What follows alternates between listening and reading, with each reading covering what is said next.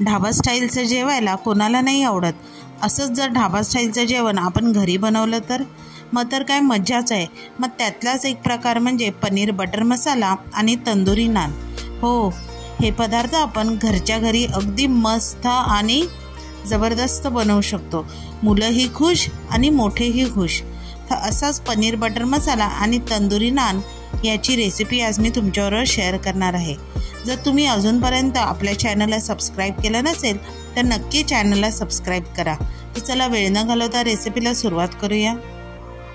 आता सुरुवातीला आपण नानसाठी लागणारं पीठ भिजवूया. ह्यासाठी मी 2 कप एवढं गव्हाचं पीठ घेतलं आहे. आता ज्या कपाने मी गव्हाचं पीठ घेतलेलं आहे त्याच कपाने मी 1 कप भरून मैदा घेतलेला आहे आणि 1/4 कप एवढं दही घेतलेलं आहे. आता त्यामध्येच मी 1/4 टीस्पून बेकिंग सोडा आणि 1 चमचा साखर, चवीपुरतं मीठ आणि 1 चमचा तेल म्हणजे 1 टेबलस्पून एवढं मी तेल घातलेलं आहे. आता ते व्यवस्थित मिक्स करून गरज लागेल तसं आपण पाणी घालून त्याचा अगदी सॉफ्ट पीठ मळायचं म्हणजे अगदी नरम पीठ आपल्याला इथे मळून तयार करायचं आहे. आपण चपातीला मळतो नाही का, साधारण तशाच पद्धतीचं आपल्याला इथे पीठ मळायचं आहे.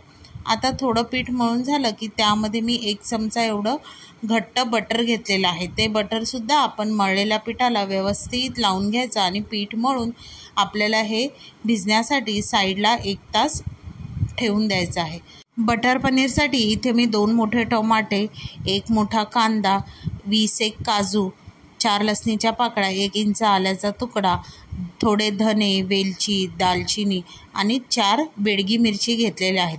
आता हे सगळं आपल्याला एका गरम पाण्यामध्ये चांगलं उकळवायचं आहे. जोवर कांदा टोमॅटो नरम होत नाही तोवर हे आपल्याला उकळवून घ्यायचं आहे. आता इथे तुम्ही बघू शकता आपला टोमॅटो बऱ्यापैकी नरम झालेला आहे. आता काय करायचं, एका गाळणीवर हे सगळं गाळून घ्यायचं. पाणी मात्र त्याचं फेकायचं नाही आहे.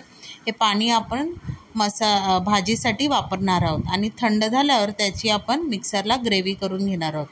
आता इथे फोडणीला घालण्यासाठी मी कढईमध्ये 1 मोठा चमचा बटर आणि 1 मोठा चमचा तेल घेतलेला आहे आणि जे वाटलेलं वाटण आहे ते आपण त्यामध्ये ॲड करायचं. चांगलं मिनिटभर परतून झाल्यावर ज्या मिक्सरमध्ये आपण वाटलेलं त्यामध्येच ते उरलेलं पाणी आहे ते घालून त्याला चांगलं मिक्स करून घ्यायचं आहे. 5-1 मिनटानंतर झाकण लावून आपल्याला ते चांगलं शिजवून घ्यायचं आहे. आता 5 मिनटानंतर त्यामध्ये मी लाल काश्मीरी मिरची पावडर, धने पावडर, जिरे पावडर आणि हळद घातलेली आहे. आता हे सगळे मसाले आपण साईडला शिजत ठेवायचे आहे अगदी बारीक गॅसवर. आता तोवर इथे तुम्ही बघू शकता नानचं पीठ जे आहे ते मस्त भिजलेलं आहे. आता ह्याचे आपण गोळे करून आपण लांबट आकाराचे नान लाटून घेऊया. आता इथे नान हे आहे ते जास्त पातळ लाटायचे नाही आणि जास्त जाडसुद्धा लाटायचे नाही आहे. मीडियम साईजचे आणि मीडियम जाडीचे इथे आपण नान लाटून घेणार आहोत. आता इथे मी बोटाच्या साहाय्याने थोडंसं पाणी लावलेलं आहे आणि ह्यावर मी काळे तीळ हे ऑप्शनल आहेत, काळे तीळ आणि थोडीशी कोथिंबीर घातली आहे आणि ते पुन्हा एकदा लाटून घेतलेलं आहे म्हणजे ते चांगले आतमध्ये चिटकून राहावे. आता ह्याच्या उलट्या साईडला आपण सगळीकडे व्यवस्थित पाणी लावून घेणार आहोत. आता इथे तुम्ही बारीक लसूण चिरूनसुद्धा ह्या नानवर लावू शकता म्हणजे तुमचे गार्लिक नान तयार होतील.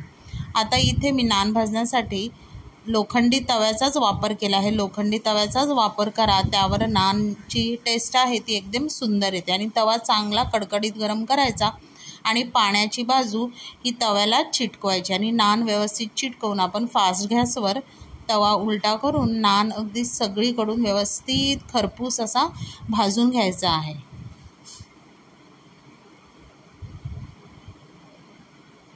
आता इथे तुम्ही बघू शकता नान मस्त आपला असा खरपूस सगळीकडून भाजून घेतलेला आहे.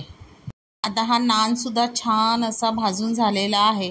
आता तो आपण तवा सरळ करायचा आणि खालची बाजू आपली शेकली आहे की नाही हे एकदा चेक करून घ्यायचं. जर समजा नसेल शेकली तर तुम्ही आणखीन थोडा वेळ अशाच नान ठेवून खालची बाजूसुद्धा खरपूस भाजून घेऊ शकता.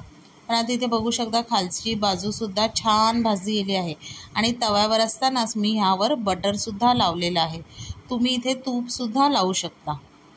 आता हे अशा प्रकारे मी सगळे नान तयार करून घेतलेले आहेत. आता इथे तुम्ही बघू शकता ग्रेव्हीला मस्त अगदी तेल सुटलेलं आहे। आता ह्यामध्ये आपण चवीप्रमाणे मीठ टाकायचं आणि 1 चमचा एवढा गरम मसाला घालायचा आणि त्यानंतर इथे 1 मोठा चमचा एवढा कसुरी मेथी हातामध्ये बारीक करून मी घातलेली आहे आणि घरची फ्रेश क्रीम इथे मी घातलेली आहे। कसुरी मेथी ही नक्की घालायची आहे, त्याला काही ऑप्शन नाही आहे। कसुरी मेथीने भाजीला छान अशी चव येते। आता ह्यामध्येच मी अर्धा किलो एवढं पनीर घातलेलं आहे। पनीर घातल्यावर आता आपल्याला जास्त भाजी शिजवायची नाही आहे।